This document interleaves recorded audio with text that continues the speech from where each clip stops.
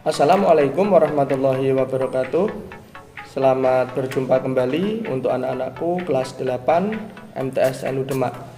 Apa kabar hari ini? Semoga kalian tetap dalam perlindungan Allah dan selalu menjaga kesehatan. Salam sehat untuk kita semua. Baik, pada kesempatan kali ini kita akan mulai pembelajaran kita mata pelajaran bahasa Indonesia, yaitu materi teks berita. Tujuan pembelajaran kita kali ini adalah kalian harus mengetahui apa itu pengertian teks berita, kemudian unsur-unsur teks berita. Langsung saja kita saksikan video pembelajaran kali ini. Pembahasan kita hari ini adalah mengenai teks berita. Pernahkah kalian mendengar, menonton, atau membaca suatu informasi berkaitan dengan suatu peristiwa? Jika iya, itulah yang disebut dengan berita.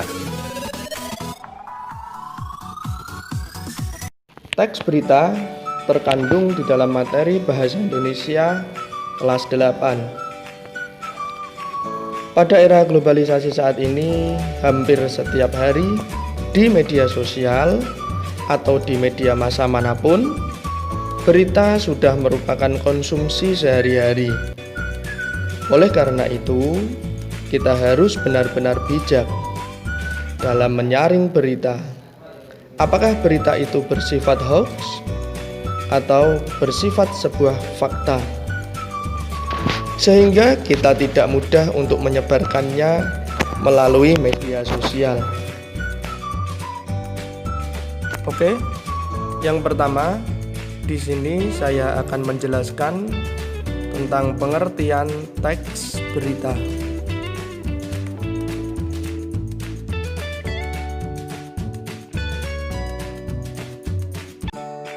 Teks berita yaitu teks yang melaporkan kejadian, peristiwa, atau informasi mengenai sesuatu yang telah atau sedang terjadi yang bersifat aktual. Aktual di sini artinya adalah yang sedang ramai dibicarakan atau yang sedang terjadi. Kemudian apa sih unsur-unsur teks berita itu? Unsur-unsur teks berita itu yang pertama ada what atau apa. Kemudian yang kedua ada where, di mana. Kemudian yang ketiga when, kapan. Who, siapa. Why, mengapa. Dan yang terakhir how, bagaimana. Maksud dari keenam kata tersebut jika diuraikan dalam pertanyaan mengkait tentang berita adalah apa peristiwa yang diinformasikan, di mana peristiwa itu terjadi, kapan peristiwa tersebut terjadi, siapa yang terlibat dalam peristiwa tersebut, kemudian mengapa hal tersebut bisa terjadi, dan bagaimana peristiwa itu bisa terjadi.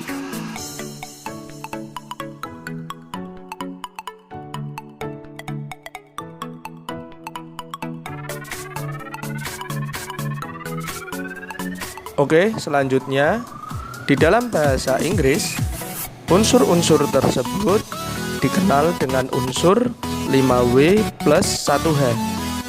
Sedangkan di dalam bahasa Indonesia dikenal dengan istilah adik simba, yang merupakan akronim dari apa, di mana, kapan, siapa, mengapa, dan bagaimana.